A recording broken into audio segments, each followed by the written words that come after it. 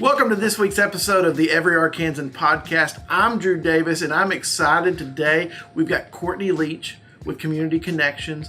They're all about helping kids that are at a disadvantage chase after their God-given dreams, but also those families. She's got a really heartfelt story about how she started chasing after her God-given dream, and we know it's going to inspire you.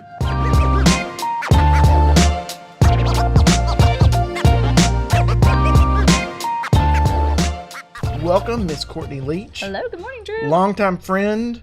Technically, your husband and I are related somewhere in the Morrilton, Perryville Are dynasty. you Korean? What? No, not that side of it. On the other side of the Leach family. side of Okay, it. perfect. So, yeah. but we've never figured out where it really was. Well, you haven't come to the Leach family reunions. No, I don't go to my own family reunions. Well, okay. They're exciting. Or they don't invite me. I can't remember which part of the problem was. But welcome. Thanks. Representing Community Connections. And tell us a little bit your background. Tell us where you come from and how you ended up here. So, have you seen the Goonies? It's like, well, first in 1982, I was born in Indiana. And then I grew up in Muncie, Indiana, and then moved to Arkansas in 2000 to go to UCA. And a lot of people ask why the change. And besides UCA is the best college in the nation, my grandparents retired from Indiana in a golf club manufacturing business that they sold, and they retired to the Little Red River. So I started searching for schools within driving distance of Heber Springs, Arkansas, really late in my college game, and I found Harding and Searcy, and then UCA, and I ended up getting a scholarship to UCA and came and loved it. And then my husband Tripp's from Perryville, the metropolis, and he went to Hendrix. So we met our senior years respectively and settled in Conway. We love Conway. Go Bears. But anyway, settled, and we have 4 kids there in Conway, and Tripp works in the finance office, and fun fact, opened a gun range, a faith-based Christian gun range. So that was interesting. There's a dream story, talking about dreams today. He had talked to me about that years and years ago. So. He had a total vision for a place for people to connect even outside of the church walls. But anyway, I ended up getting my master's degree and went into the corporate world. I was working for Target Distribution Center, and then that's when God started stirring my beginning with Community Connections. But Community Connections, it's a nonprofit that offers free extracurricular activities for kids with special needs and support for their families. And my journey there was, I was working at Target, putting in 14-hour days. I was on the night shift for a while, so I'd go in at 4 p.m. and work through the night until 8 a.m., managed a team of forklift drivers and packers that stocked all of our Target shelves in the region, and just was struggling. I had 2 young kids at home. So Quentin, our oldest, who's now 14, was 2, and I had just had Alex, a newborn, and so I was leaving 2 babies and going just to a strenuous, corporate job and corporate schedule. I remember Tripp at the time was in restaurant management, so we just were ships passing in the night. But I would work Saturday, Sunday, Monday evening. So then it would take a couple days to get back on track, and it just was kind of a fuzz. But I remember thinking, oh my goodness, I don't know if I've taken this job for the wrong reason, if I took it for the money and or the esteem of a, leadership program that was, pretty challenging to get in. But I started really praying about, I didn't really know that I was using my God-given talents, and just started kind of crying out to God, like, Lord, I don't know why you have me here, but please show me what it is. And if there's something else you want me to do, I want to be open to it. And kind of started wrestling with God, talking about that. And our younger son, Alex, at the time had started therapy at Pediatrics Plus. We didn't know at the time, but he was diagnosed through Children's Hospital later that he was born with a chromosome deletion that presents itself similar to autism, if any of the viewers or listeners, know kids on the autism spectrum.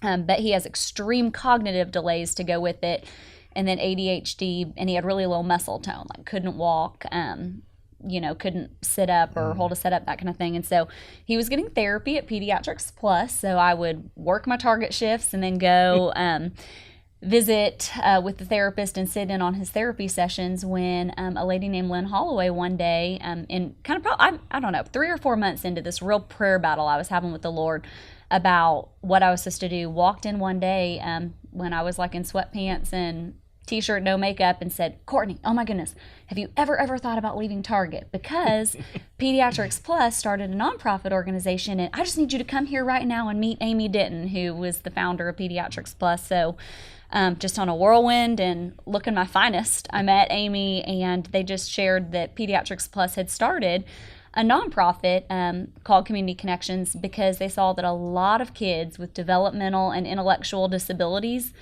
did not have the opportunity to participate in after-school activities and sports and the arts like their siblings and their neighbors and their peers. But then on the flip side, that parents of kids really needed a support network. I mean, whether a child was born with something like Down syndrome or cerebral palsy or spina bifida, or is diagnosed with something like autism or has a traumatic brain injury, either school, whatever age of the child, parents don't know what school looks like, what the future holds. And so they saw a real need outside of therapy services to support kids and families. So they started Community Connections, and their director, who had helped get it going, it was founded in 2007, had just left, and Lynn saw something in me. I mean, could talk for a long time just on when you can identify and call out something in someone that you see. Asked if I would even consider leaving Target to come run this nonprofit. We always say poverty isn't just the lack of money, it's a lot of times the lack of resources. And I know because I worked with Trip during those early days with your son, that was one of the things that y'all were struggling to find. So kind of building on that a little bit more, y'all started collecting these parents, these families. What did y'all start doing? I mean, because it's one of those things that it's such a broad issue. How did you kind of get started with that? Sure. Well, I'll tell you, before we had our son Alex, I mean, I'm kind of embarrassed to say, but it's just fact, I did not know a single family that had a child with special needs. I don't know. I mean, that was, 11 years ago. Alex is 11, but I just didn't know anyone. So I think that the biggest challenge was we just felt very isolated. In our specific case, didn't know what was going on with Alex. And then the enemy starts playing in your mind like, did you drink too much caffeine when you were pregnant? Did he fall out of the crib and we didn't know it? You just think, is there something I could have done? Why is he delayed? And then just start wondering, is there something more we can do as parents, and just not knowing what it expects or what to expect. And so Community Connections gave just a really good platform to connect and network with other families. So the background on that, because I'm sure there are people out there that don't know what Community Connections is. So nonprofit was started. Mission is to provide quality extracurricular activities for kids with special needs and support for families. But it's been pretty grassroots in the way it's grown.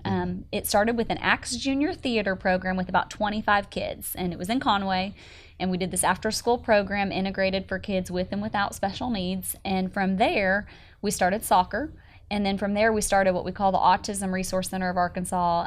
I guess it was probably about 2008, 2009. A lot of families were getting an autism diagnosis. And so there were some specific needs those families had for support group meetings and resources. And that is when I came on board, when those three programs were in place. So serving all different developmental disabilities. And so I guess there was the starting point, is there was a little bit of an organization started, but we just started meeting parents and meeting families and spreading the word that we were here. No matter if a child is nonverbal and immobile in an electric wheelchair, or high functioning with a heart defect and an AB student in school but unable to play contact sports, and kind of the run of the gamut in between. But then we just kept growing. We found that when someone is willing to be vocal with their own struggles, which we had plenty. I mean, we had like the poop being thrown on the wall in the middle of the night stories. I mean, the parents out there that have kids with special needs know, I mean, the struggle is real on the things you deal with. And, families grew. So we've now expanded. So Community Connections now has football, music, art, theater, cheerleading, martial arts, tennis, swim, golf. We do summer sports camps. We do an autism camp. We have a teen game group because our babies get older. And then, they're a 15, 16, 18, 20, 25-year-old that has special needs. So we have a young adult social group. So it's grown. And now we do programs in Little Rock, Conway, Sherwood, Russellville. And actually, I leave tomorrow. We're starting Community Connections in Texas. So if you know anyone in North Texas. But the growing, I think, from your question, just started in, I think, being willing to share your struggle and just maybe not even overcomplicating things. Like, we meet out in community locations, so it could be as simple as scheduling the room at the library and gathering families to say, hey, we're going to have a social night. Bring your kids. It's a safe environment where, you can connect. Mm-hmm. Well, and especially when it comes to sports and arts and a lot of those things. I mean, I think that at least when I played sports, there was a lot of, oh, you're not. And I mean, I know we've got another mutual friend, the Edders, that they had a son with autism. That's just a tremendous story, but it's just creating those opportunities for those kids to be kids. Okay, yeah. So this is a good time for one of my favorite stories, and people that have been around me for a while have heard me share this. But yeah, so we have a flag football program. We have basketball. We have soccer. We have martial arts, tennis. I'm thinking of our sports. But flag football, the idea is we just want a place for families to be able to play in these kids. We have parents that think that because of their kiddos that have meltdowns or have physical handicaps, that they can't play sports. They're like, oh, we never try to do basketball, or we can't do that. And we found that really with a little creativity and adaptation or volunteer buddies, kids could do anything. It's amazing. But we had a family, and this was probably just my couple or second year in, so it's been a little while. But I remember I got an email from a mom who said that her husband is a huge Razorback fan.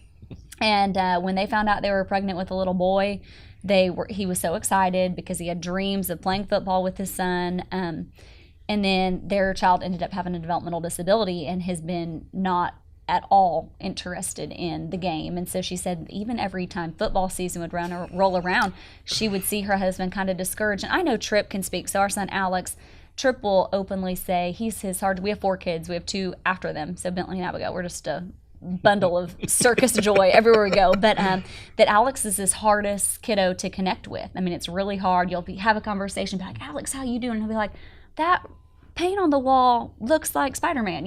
Just it's hard to get in the brain of a kiddo and hard to really talk about emotions. And anyway, this mom said that it was really hard for her husband because he kind of almost mourned the loss of what he didn't have in, the son. When you're pregnant or you're expecting kids, you have dreams of what you'll do with your kids.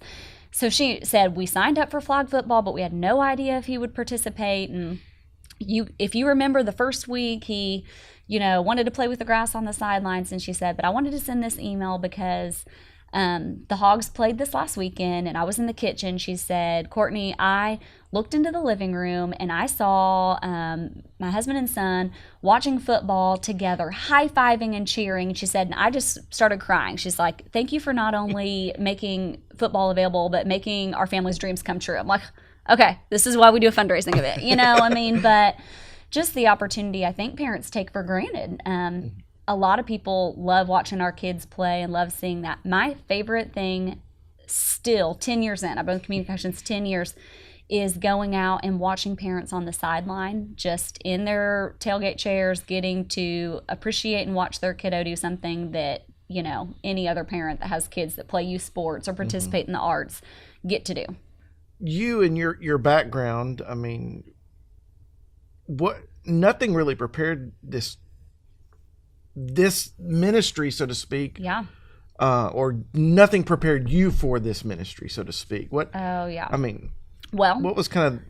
Drew, I never, ever wanted to work for a nonprofit organization. I never wanted to raise money. That wasn't necessarily anything I had in my mind for our life. And I remember, so when I left Target, or when I was approached with this opportunity to work with Community Connections, I remember a lot of people said it would be really foolish. It would be foolish to leave. It was 2009 or 2008, I guess, when I started in the fall. But it was the middle of the housing economic downturn, and Target was a corporate, and it's a wonderful company, Fortune 500 company. They're like, you would leave that for a 2-year-old nonprofit organization where you'll have to raise money. I mean, they just thought that wouldn't be a wise career move. That wouldn't be something to do. And I remember going to Tripp and really praying with it and wrestling with it, like I'd been praying about what God would have me do. But I really remember I knew nothing about developmental disabilities.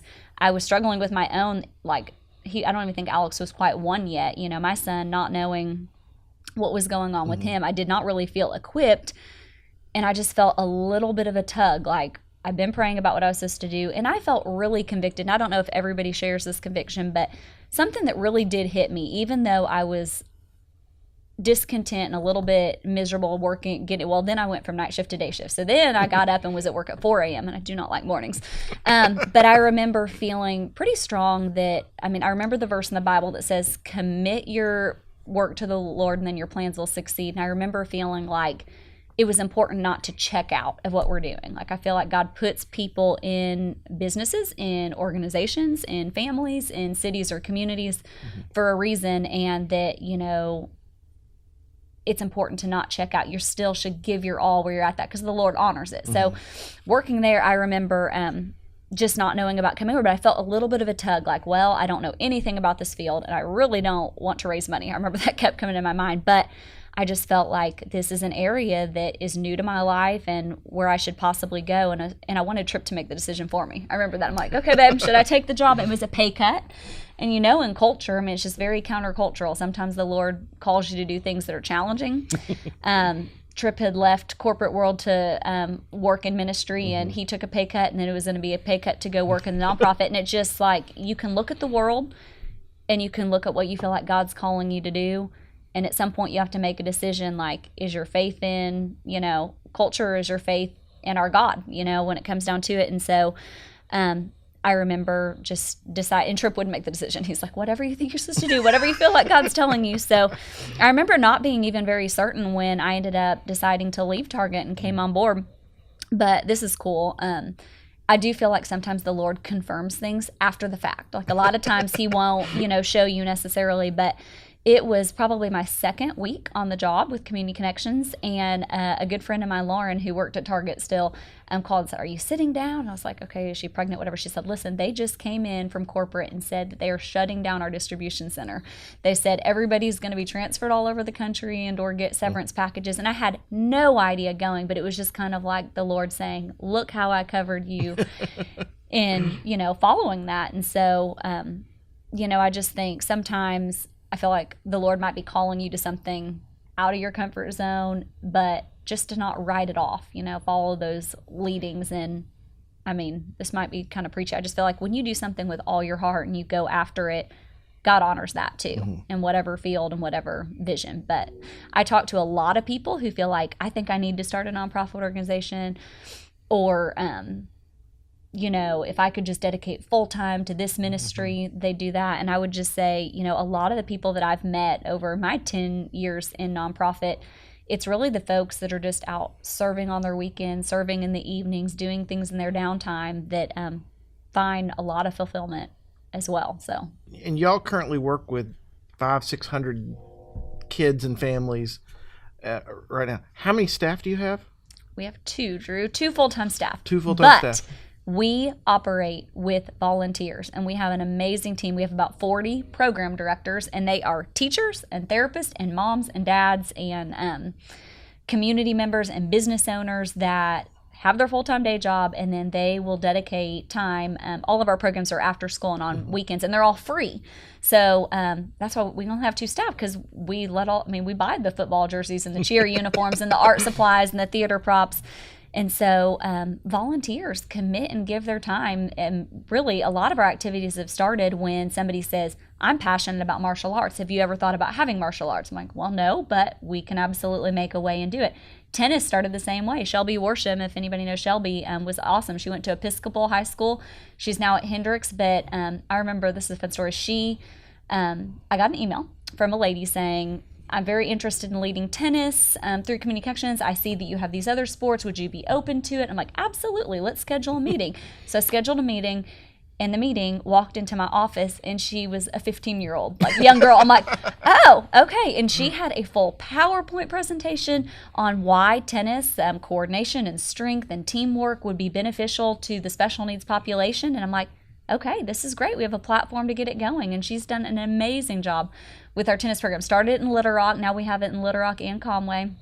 But playing tennis, and has rallied local college and high school tennis teams that come out and help. But she's a great example of when you have a dream, it doesn't matter how young you are. It doesn't matter how old you are, can make a way.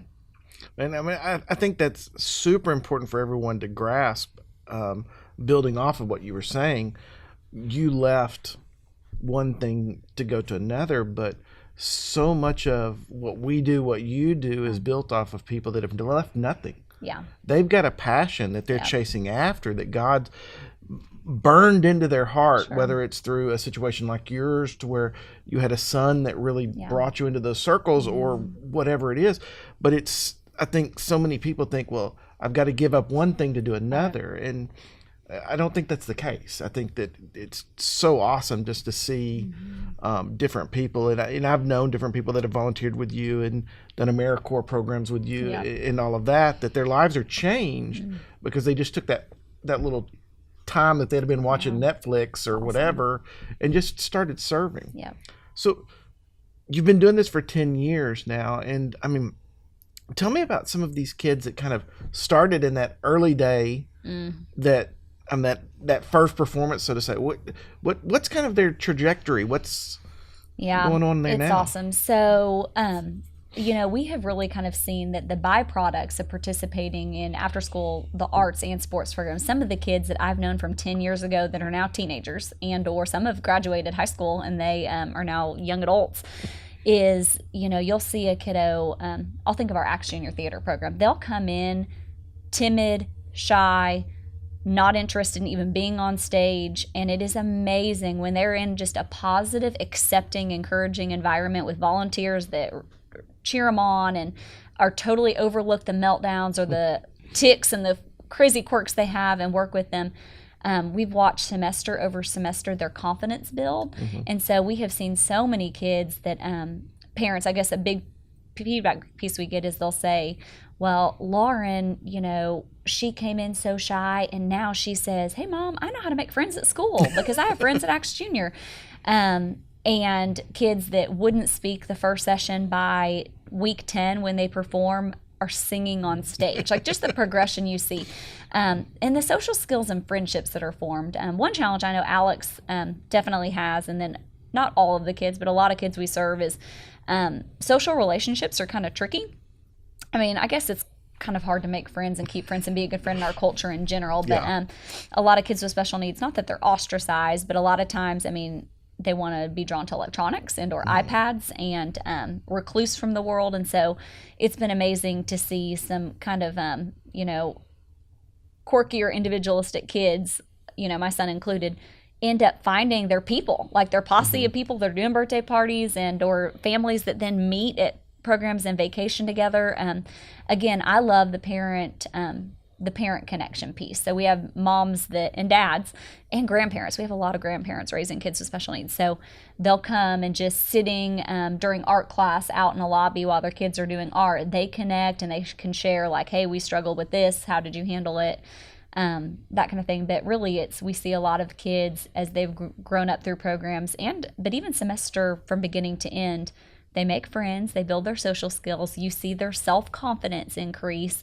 And then I know I got an email from a mom, I guess it was last year, that just shared that she saw carryover in the summer from the art and camp that we did in the summer. She says, I would never have dreamed that my daughter would go and be able, she went on a mission trip. She's like, I would never have even dreamed that she would be interested in going on a mission trip, let alone going. And she said she wore her art shirt and she sent pictures and just said, and she was out talking to people and going to, she said she did not have this confidence before she participated in community connections programs. So I think just the confidence and the connection for the kids, and then families, just I feel like what I want to scream to families, the ones that are newly diagnosed or the families that even find out that they're pregnant, about to have a child that's going to have some kind of developmental disability, just that they are not alone. Like, there is a whole community of people that share their struggle and understand, and the best thing they can do is connect. I meet a lot of families that find out about community connections when their child's already 13 or 14, and they say, I wish I would have known about it sooner, just to connect, to have a community of people just to help continue to build you up.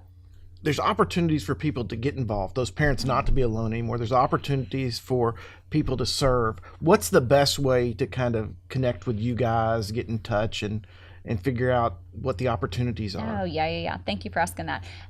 Yes, whether you're a parent or grandparent of a child with special needs and or you know someone you want to direct, or you just think, oh, this would be a population I would love to work with. We use volunteers for every program we offer. We have program directors if there's people that are interested in leading activities. But then if they just think, I would like to come out and help with soccer on a Saturday morning in Little Rock, Conway, Sherwood, or Russellville, our website is really helpful. It has information on everything, so you can reference a lot of this later. But then there's a how you can help page. So it's communityconnectionsar.org. So communityconnectionsar.org, that's where people can sign up for our free programs. Spring programs are just starting. So soccer starts this Saturday, and Axe Junior started a couple weeks ago. We will have tennis, and we have bowling, and we have martial arts. I'm trying to think what all we will have going. We have golf in Conway that's going. Flag football's in the fall, and basketball's in the fall, but we'll have summer programs soon. So if anybody's interested in volunteering, communityconnectionsar.org. And we're on Instagram, it's Community Connections AR, and we're on Facebook as well, if anyone's interested.